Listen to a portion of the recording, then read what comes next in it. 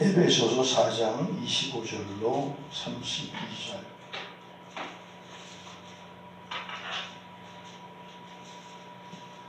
한 절씩 교독합니다. 그런즉 거짓을 버리고 각각 그 이웃과 더불어 참된 것을 말하라. 이는 우리가 서로 지체가 되리라. 마귀에게 틈을 주지 말라.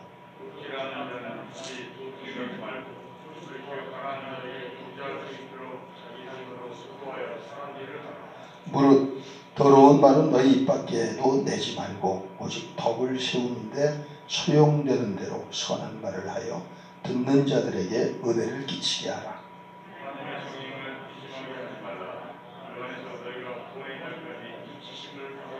너희는 모든 악독과 노함과 분냄과 떠드는 것과 비방하는 것을 모든 악의와 함께 버리고 서로 친절하게 하며 불쌍히 여기며 서로 용서하기를 하나님이 그리스도 안에서 너희를 용서하심과 같이 하라. 아멘. 오늘 설교 제목입니다. 시작. 성령님을 근심하게 하지 말라. 잠깐 교회 소식 전할게요. 여러분들이 이렇게 새벽마다 헌금하신 것을 3주 동안 계수했더니 240만 3천 원이 나왔습니다. 토탈. 그래서 바로 월요일날 통화하고 어저께 입금을 시켰어요. 교단으로 하는 방법이 있고 한재정 선교사님께 하는 방법이 있는데 교단으로 해도 우크라이나로 해가지고 바로 들어가더라고요. 그래서 한재정 선교사님 그 우크라이나 계좌로 보냈습니다. 그래서 오늘 새벽에 봤더니 답장이 왔어요. 어제 확인했습니다. 이렇게 우크라이나를 위해서 큰 힘이 되어주셔서 감사하다고 보내면서 성도님들에게 감사하고 편지를 보냈다고 나중에 이메일로 답장이 왔습니다. 함께해서 수고하셨고요. 또 우리가 이렇게 어렵고 고통당하는 사람에게 실제적인 입으로만 말고 귀로만 말고 실제적으로 한다는 것이 얼마나 현지에 있는 사람들에게는 도움과 힘이 되고 하나님 보시기에 기뻐하는 일인지 모르죠. 참 수고들 하셨습니다. 자, 오늘 이제 우리는 핵심이 뭐냐? 오늘 이 본문에서 핵심이 바로 이제 30절에 있는 말씀입니다. 같이 한번 읽습니다. 시작. 성령님, 하나님의 성령을 근심하게 하지 말라. 그 안에서 너희가 구원의 날까지 인치심을 바라느니라. 우리는 살면서 여러 가지 근심을 하죠. 걱정, 근심, 염려를 합니다. 한번 생각을 해봤어요. 저도 뭐 건강에 대한 근심도 하고 또 경제적인 근심도 하고 또 관계 때문에 근심도 하고. 그런데 가장 큰 근심이 뭐냐? 부모된 자로서 자식에 대한 근심이 제일 심하게 힘들고 어렵고 안타까웠던 것 같아요. 저도 예전에 목회하면서 자식이 참 예수 믿고 돌아왔는데도 다시 옛날로 돌아가가지고 그래서 아주 위험한 범죄하고 깡패죠. 법을 올리고 전과자가 되고 또 교도소 돌아가고 이런 그 자식을 둔 부모님이 한 분 계셨는데 그 어머님이 한 분 계셨는데 정말 얼마나 그 고통을 당하시고 전혀 영적으로 별 큰 관심이 없던 분인데 새벽기도를 나오시더라고요. 그러면서 결국 이제 그 조폭하고의 관계는 다 끊어졌지만 참 아직까지도 기도 제목인 그런 그 어머님을 알고 있습니다. 잠언서 17장 25절에도 이렇게 말합니다. 미련한 아들은 그 아비의 근심이 되고 그 어미의 고통이 되느니라. 아마도 지금도 많은 교회에 기도하시는 분들 가운데 그 자식으로 인해서 근심과 걱정과 고통을 당하는 분이 있을 거라고 생각을 합니다. 그래서 우리의 참 아버지신 하나님은 가장 큰 근심이, 가장 큰 그 아픔이 무엇일까요? 독생자 예수 그리스도를 희생시키셔서 그래서 그 피로 구원한, 그래서 전혀 옛날에 그 더럽고 그 엉망진창인 저주의 자식, 멸망의 자식, 사탄의 손에서 빼온 그 자식이 또다시 옛날 짓을 하는 거예요. 그것처럼 아마 우리 하나님의 마음을 아프게 하고 하나님에게 고통 주는 것은 없다라고 생각을 합니다. 이 하나님이 근심을 한다 하는 것은 우리는 별반 생각을 잘 안 합니다. 성경에 보면 구약에서도 하나님이 근심을 한다는 부분이 많이 있죠. 그 중에서 대표적인 것을 보면 첫째, 우상을 숭배하면은 하나님께서 이스라엘 백성들을 근심하셨어요. 에스겔서 6장 9절을 우리 한번 보도록 하겠습니다. 너희 중에서 살아남은 자라 사로잡혀 이방인들 중에 있어서 나를 기억하되 그들이 음란한 마음으로 나를 떠나고 음란한 눈으로 우상을 섬겨 누구를 의심하게 하나님을 의심하게 했다. 우상 숭배할 때 하나님은 근심하시는 것이죠. 이사야서 63장 10절에도 이사야 선지자는 그럽니다. 그들이 반역하여 주의 성령을 근심하게 하였습니다. 그러니까 믿음을 배반했단 말이죠.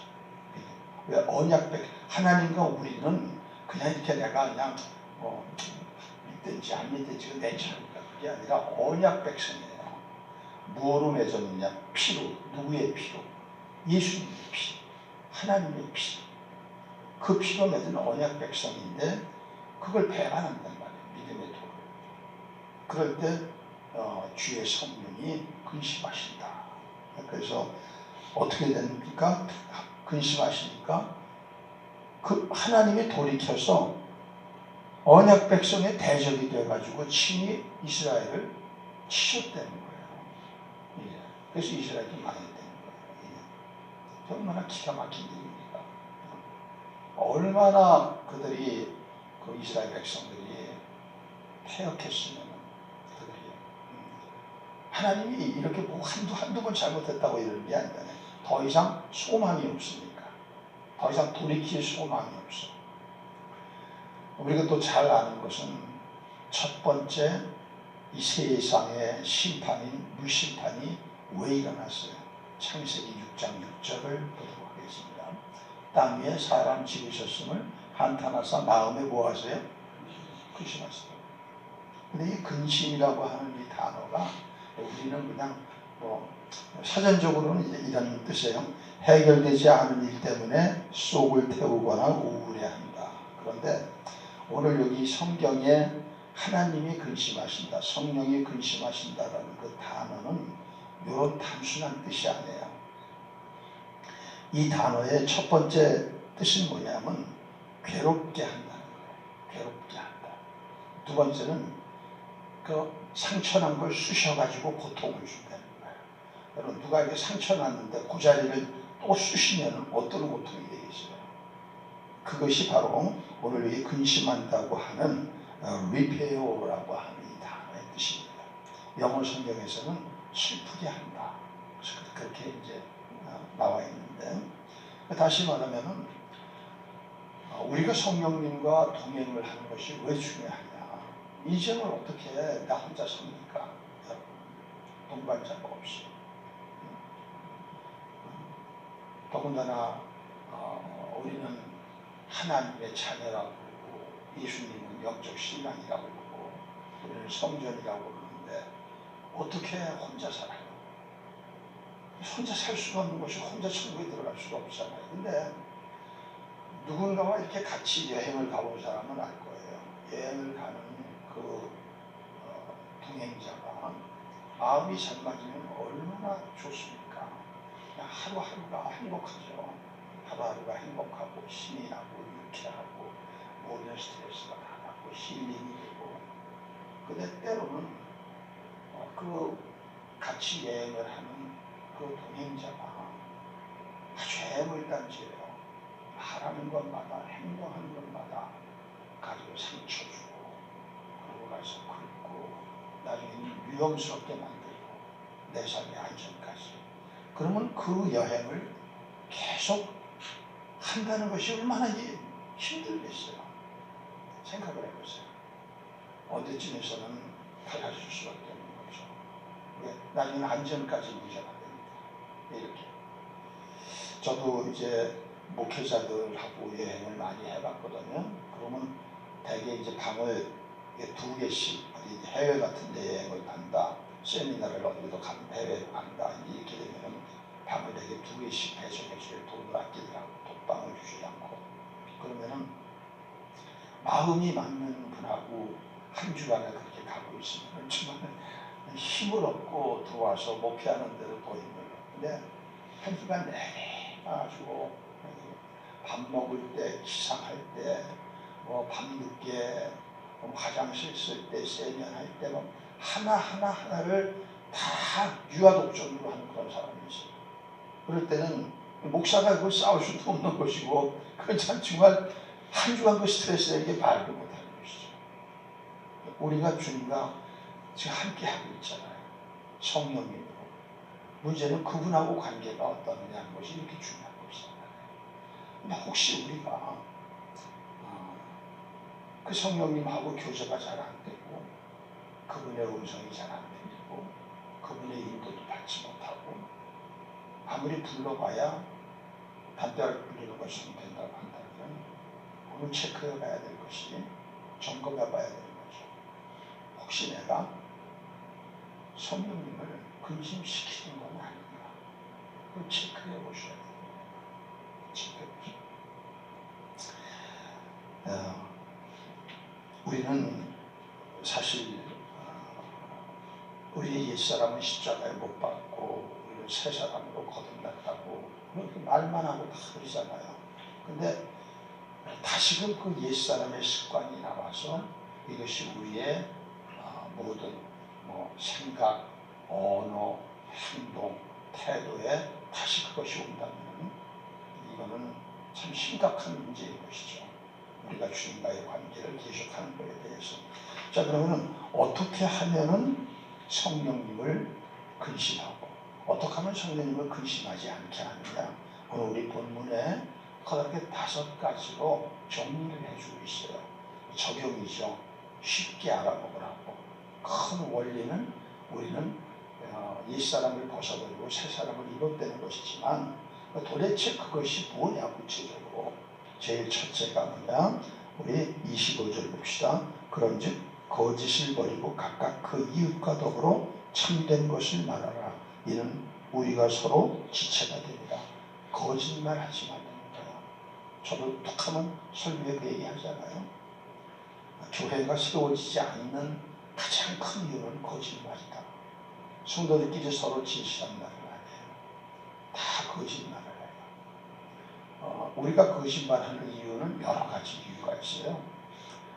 거짓말을 하는 이유는 때로는 자기를 잘 보이려고 하기도 하고, 어떤 이해관계 때문에 하기도 하고, 자기를 의롭게 보여서 변명하고 그러기 위해서도 하고, 또 때로는 그것이 습관이 되어 있기도 해요.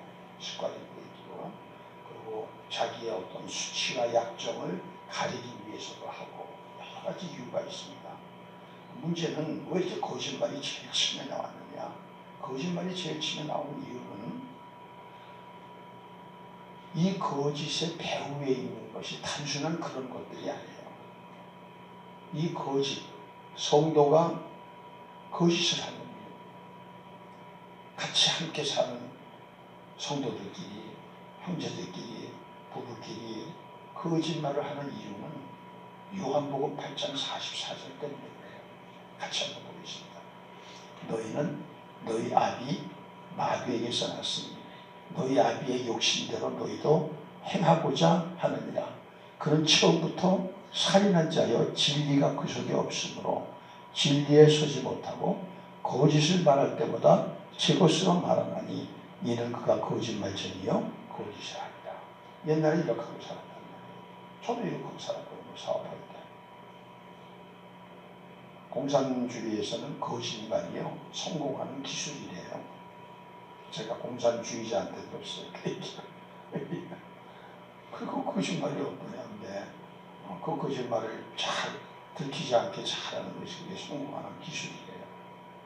그런데 이게 배후에서 역사한 거예요. 아직까지. 교인인데, 성도인데, 집사인데, 권사인데, 장로인데, 목사인데, 개혁자인데. 그럼 이게 이제 왜 이게 문제가 되느냐? 이제 거짓의 반대는 참 아니에요. 그 참이라고 하는 것이 진리예요. 여기 진리라는 말이 나오죠. 진리는 누가 진리예요? 하나님이 진리의 하나님, 예수님이 나는 길이요 진리라고 하셨죠. 성경은 진리의 영이죠. 진리의 말씀이죠.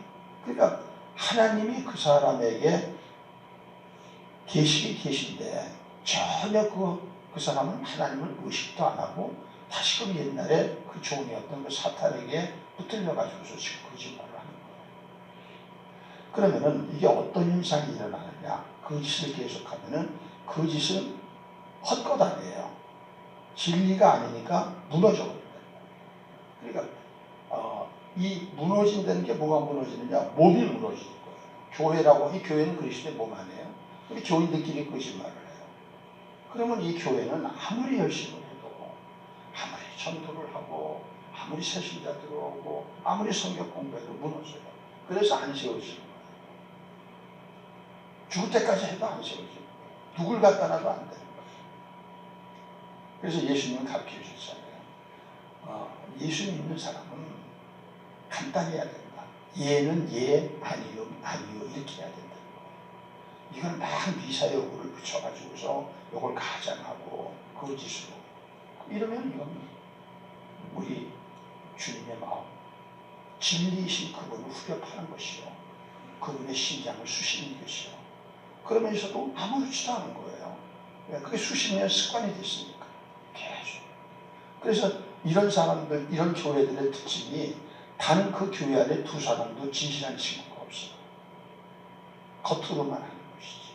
진실한 친구라는 거는 내 안에 가장 중요한 것들을 같이 내놓을 수 있고 같이 아파하고 같이 기뻐하고 같이 슬퍼하고 같이 기도하고 같이 극복해 나가고 이런 친구가 있어야 되거든요. 이런 친구가 없다는 것은 그 사람이 진실한 사람이 아니라 거짓을 한다는 사람이에요. 거짓이. 그래서 제일 처음에 이 거짓이라는 말이 이렇게 나왔습니다. 거짓말은 우리 몸을 무너지게 합니다. 교회를 무너지게 합니다. 가정을 무너지게 합니다. 친구 관계를 무너지게 합니다. 두 번째는 뭐냐? 두 번째는 26절입니다. 분을 내어도 죄를 짓지 말며 해가 지도록 분을 품지 말고 마귀에게 틈을 주지 말라. 화, 분 안 내면 좋지만 안 될 수 없는 상황이 돼요. 그래서 화와 분 내는 것 자체가 꼭 죄는 아닙니다. 일례를 들어가지고 우리는 불의한 일을 보고 화와 분을 내야 돼요? 안 내야 돼요? 안 내야 돼요? 근데 안 낸다고요. 그럴 때. 왜? 한패거리니까.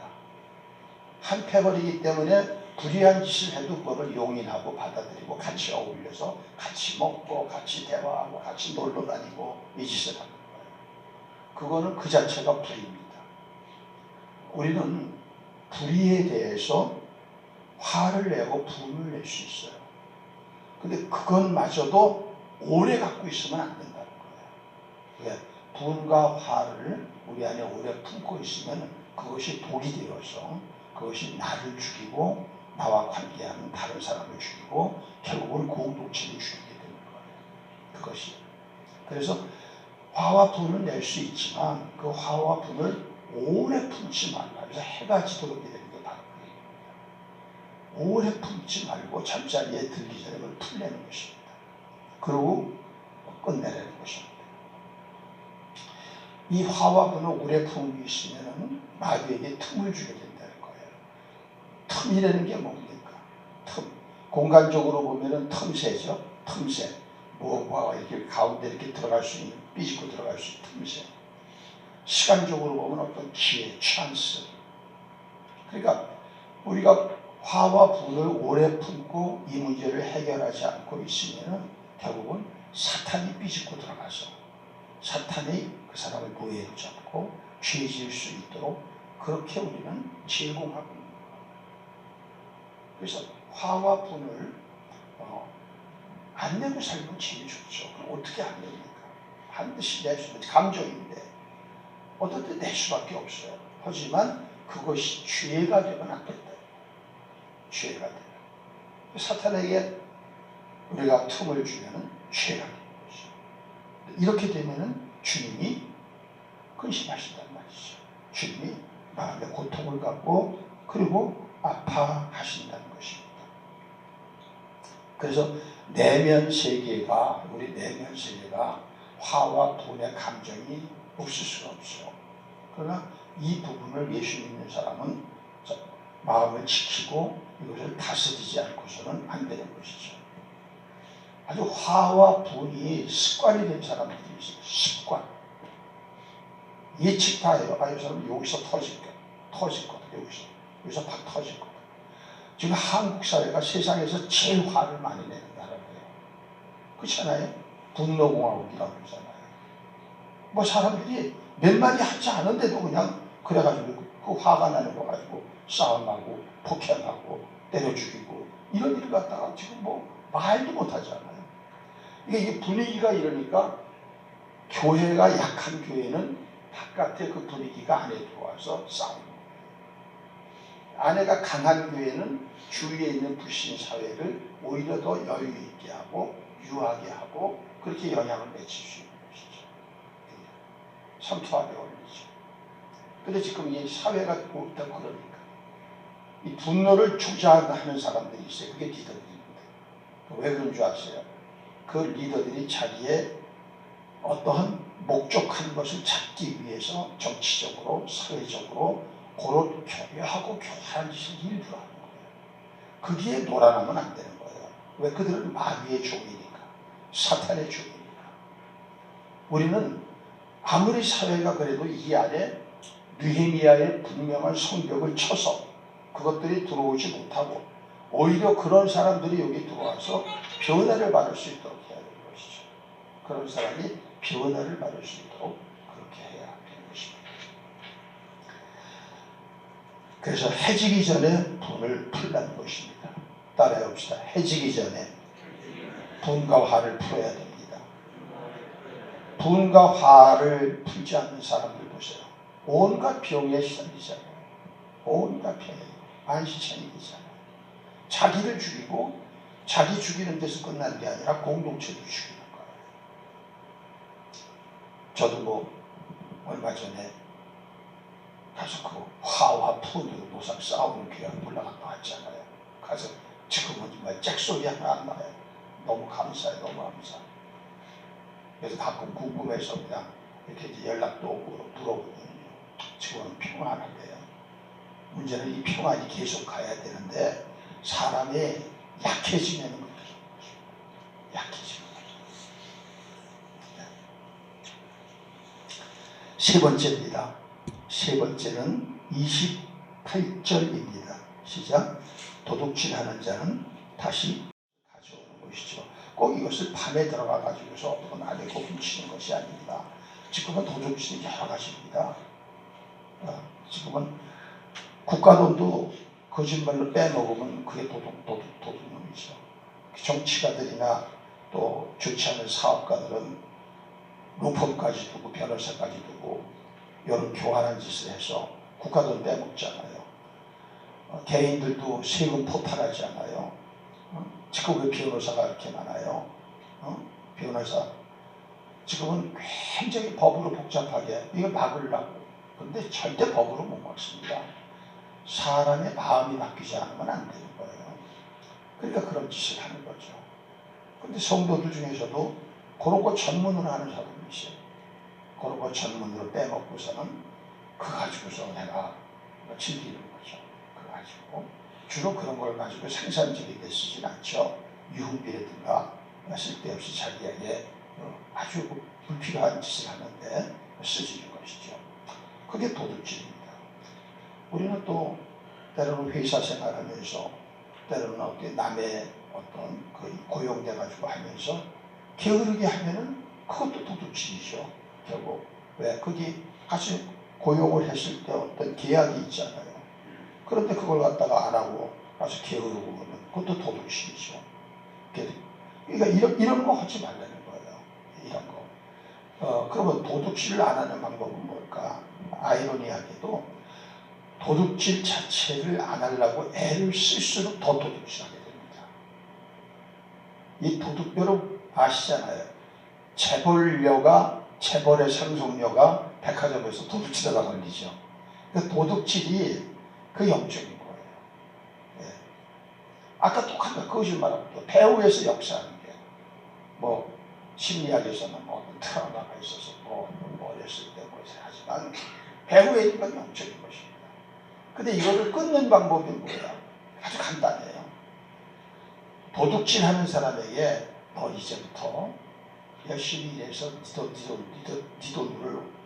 네 손으로 돈을 벌어서 그걸로 어려운 사람을 한번 도와봐라. 그러면 도둑질이 끊어져요. 그러니까 도둑질을 끊는 거는 도둑질 안 하려고 하는 게 아니에요. 적극적으로 선한 일을 하는 거예요. 미워하는 것도 자꾸 미워하지 않으려고 해보세요. 이게 되나? 안 돼요. 그런데 적극적으로 사랑해야 그게 미워져요. 사랑하다 보면 미운 사람이 아니라 미운 놈이죠. 미운 놈이 어느 날 사랑스럽게 된다니까요. 그러니까 이게 우리가 우리의 삶을 점검해 봐야 되는 것입니다. 정말로 나는 누군가를 돕는 거. 전 이번에 참 우리 성도님을 참 고맙고 참 기쁘고 감사한 게 사실 240만 원이 되는 거 그때는 그거 작지만 우리 교회 규모로서는 작은 건 아니에요. 우리 1년 예산의 2% 이상 되는 거니까 작은 건 아니죠.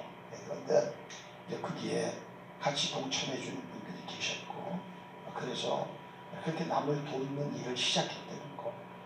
사실은 교회 예산 다는 남 돕는 데 써야 되거든요. 전도하는데 이웃을 섬기는데 고통당하는 반은 내적으로 쓰는 거예요.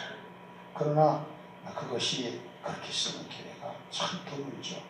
제가 가까이서 알고 있는 교회 한 군데가 전주에 안디옥 교회라고 있었어요. 그 안디옥 교회 참 훌륭한 교회인데 선교사 한 교회 개인 교회가 선교사님을 한 500명 가까이 보낸 교회예요. 대단하죠? 우리 교회는 20몇 년 돼도 한 명도 보내지 못하지 않아요. 후원하는 걸 얘기하는 게 아니에요. 후원하는 게 파송을 한다는 거예요. 그 500명 가까이 하는 거예요. 전주 안디옥이요. 그런데 그 교회의 성도들은 모든 생각이 그렇게 그 생각이 그래요. 우리가 가서 돈 벌어서 남 주자.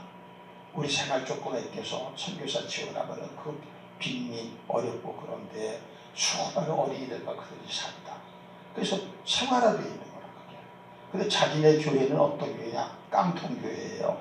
미군 부대에 왜 그 옛날에 보면 뭐라 그러죠 그거? 네네네. 그걸로 지어놨어요. 그래서 제가 이제 그 교회에 마침 그 선교를 담당하고 있는 그 목회자가 저랑 신학교 동기라 그게 한 7년 동안 가서 선교사님들 저도 그냥 가서 이제 섬기는 거죠. 한 주간 동안 섬기고 그러고 그걸 한 7년 했는데 참 감동받았어요. 야 이러니까 칭찬을 받지. 그래서 그분 모셔다가 집회도 여러 번 했죠. 제가 있어서 너무 지금은 이제 아주 연세가 너무 많이 높으신데 그래도 아직까지도 글을 쓰시고 아직까지도 주의 일을 하시더라고요. 여러분 조세영이라고 하는 그 대도가 보면은 대도라고 해서 의적이라고 그렇게 도적인데도 존경을 받았잖아요. 그래서 지금 좀 도둑됐죠.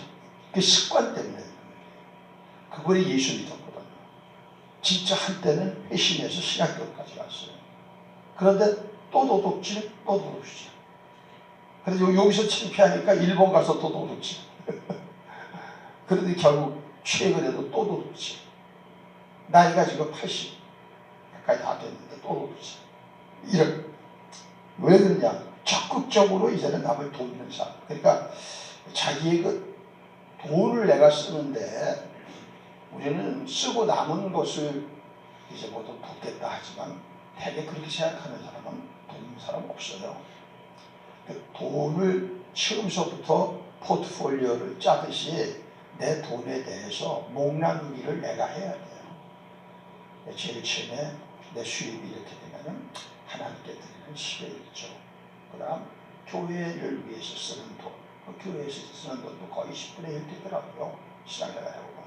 그 다음에 또 남을 위해서 쓰는 돈, 이렇게 목낭비를 해주지 않으면 생각을 항상 남 돕는다고 하면서도 그것이 잘 안 되는 것이죠. 근데 이것이 왜 좋으냐, 이렇게 적극적으로 누군가를 돕고 고정적으로 이렇게 돕는 일을 갖다가 계속하게 되면은 그것이 결국은 나를 돕는 게 되는 거예요. 교회 안에서도 몸을 돕는 게 되고 나를 돕는 게 돼서 내가 유익해지는 거예요.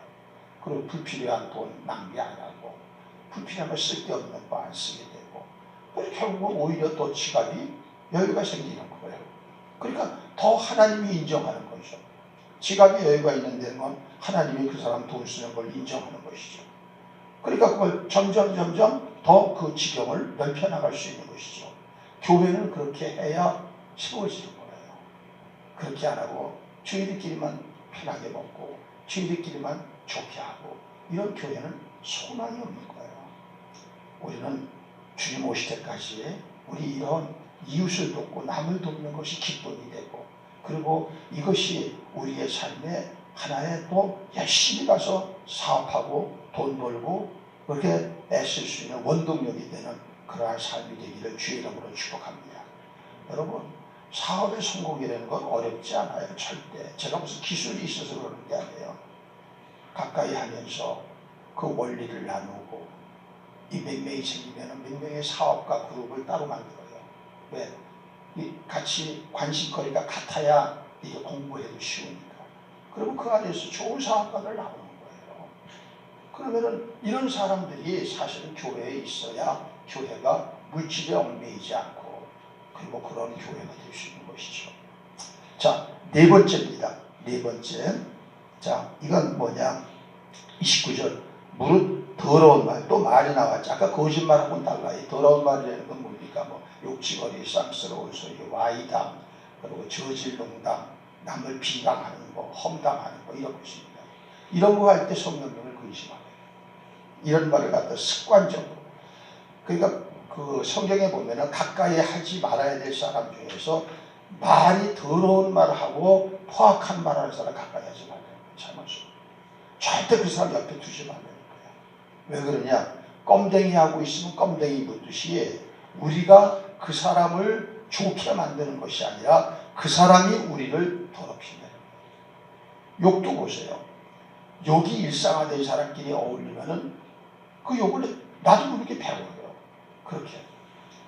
이렇게 이 말을 굉장히 하여간 얼마나 이게 말이 중요한지, 말을 고치면은 운명이 바뀐다는 것입니다. 되게 실패하는 사람 보세요. 실패하는 사람의 그 말은 더럽고 쌍스러워요. 그리고 매우 부정적인 말, 들어주기가 힘든 말, 그런 말을 하는 거예요. 그래서 말을 바꾸는 게 운명을 바꾸는 것입니다. 오죽하면 하나님이 말씀이시잖아요. 그렇죠? 우리는 말씀의 아들이에요. 그런데 우리가 말이 그러면 이건 참 안 되는 것이죠. 그래서 이 교회가 세워진다는 것은 교회 안에 성도들의 말이 바뀌지 않으면 안 세워집니다. 말이 바뀌어지는 거예요. 예. 세우는 말이 있고 허무는 말이 있어요. 더러운 말은 허물고 은혜로운 말은 세우고, 그렇게 돼서 교회가 세워지는 것이죠. 마지막으로 이제 이것이 31절 이하 읽어봅시다. 너희는 모든 악독과 노함과 분냄과 떠드는 것과 비방하는 것을 모든 악의와 함께 버리고 서로 친절하게 하며 불쌍히 여기며 서로 용서하기를 하나님이 그리스도 안에서 너희를 용서하시나사를 마지막에 붙었는데, 이거 정리하면 이겁니다. 이렇게 바깥의 행동보다 중요한 건 왜냐하면 바깥의 행동은 이 안에 있는 마음에서 나오는 거 아니에요. 그러니까 마음 자체에 악한 의도, 악한 마음, 이것 자체가 끊어져 버려야 되는 것이죠. 거기서 나오는 거니까. 이런 모든 것들은 결국 악의에서 나오는 거예요. 그 악의를 자기가 분별해야 되는데, 우리는 선한 일을 하다가도 갑자기 뜬금없이 이 안에서 아주 고약한 그런 아기가 탁 나와가지고 그렇게 하고 싶은, 그렇게 끌려가는 그런 게 있습니다. 아직 그 주님 나라 갈 때까지도 그게 있어요. 그게 뭐냐? 예습관이죠. 사탄의 주. 그걸 속으면 안 된다. 그래가지고서 그런 사람이 갑자기 그렇게 말을 해도 확 바뀌고 말하고 태도가 어제하고 오늘하고 다르고 이런 것들이 있잖아요. 이게 아기 자체를 버리고 아기가 끊어지는 건 뭐냐? 이거는 내가 죽었다고 생각하지 않으면 안 되는 거죠. 그래서 신앙생활의 핵심이 나는 죽은 것처럼 개무시하려는 게 그겁니다. 다른 사람을 개무시하려는 게 아니에요. 나를 개무시해서 이거 죽었는데 왜 그러냐. 그래서 내가 그리스도와 함께 죽었다고 얘기하는 게 그거란 말이에요. 그러니까 그런 식으로 훈련을 해나가서 우리가 정말로 죽은 자로 여겨져야 되는 것이죠. 그게 아니고 내가 펄펄 살아있으니까. 펄펄 살아있으니까 항상 그 사람 만나면 원망, 불평, 험담, 더러운 말, 쌍스러운 욕. 그러니까 그 사람 옆에 있으면 안 되는 거죠. 우리가 언제 한번 얘기하려고 그래요. 성경에 보면 5가지 종류의 사람과 절대 가까이 하지 말라고 되어 있어요. 왜? 그렇게 하고 실패한다는 거예요. 5가지. 그래서 서로, 그러나 사람은 그 사람의 행동은 우리가 그것을 인정하고 용서는 안 하더라고요. 그거는 받아들일 수 없다 할지라도 그렇게 하는 사람은 죄인이기 때문에, 연약해서 하기 때문에 사람은 용서하라 하는 것입니다. 왜? 우리도 용서받았으니까. 이렇게 될 때 이런 것이 실제로 우리의 삶에서 바뀌어질 때 성령님과의 관계가 회복이 되고 내 안에 성령님이 기뻐하시고 성령님이 즐거워하시고 성령님이 다시 자신을 나타내 주시고 그러면 내 안이 평안해지는 것이죠. 그러니까 주위 환경이 아무리 좋은데도 이 안에 평안이 없는 게 왜 그러냐. 근심하십니다. 그걸 뭐가 아프게 하는 게 있는 거예요. 그러니까 우리도 그걸 해서 점검해야 되는 것입니다. 안전을 점검하지 않으면 한 번 큰 사고가 나지 않습니까? 그렇듯이 영적으로 우리 안에 내 안에 아무것도 그렇게 할 거 없는데 왜 불안할까? 왜 평안이 없을까? 왜 하나님하고는 정막강산입니까? 성령님은 계신데 왜 전혀 대화도, 교제도, 인도도, 감동도, 감화도 안 될까? 이것은 보통 문제가 아닌 것이죠. 이번에 우리 남은 시간에 집중적으로 다른 거 끄고 그분과의 관계를 더 올바르게 해서 그분과의 관계가 회복이 되고 이분이 기뻐하시면 우리 인생은 형통하게 되는 겁니다. 그리고 인도를 잘 받아서 우리가 하나님 주시는 꿈을 이룰 수 있는 그런 복된 삶으로 돌이키게 되는 것이죠. 이런 회복이 있는 사순절 마지막 기간들이 될 수 있기를 주의 이름으로 축복합니다. 기도하시겠습니다. 하나님, 참 소망 없는 저희를 구원하셨지만 우리 안에는 아직껏 처리되지 않은 옛자, 옛사람, 사탄마귀의 종되었던 구습이 그대로 남아 있습니다.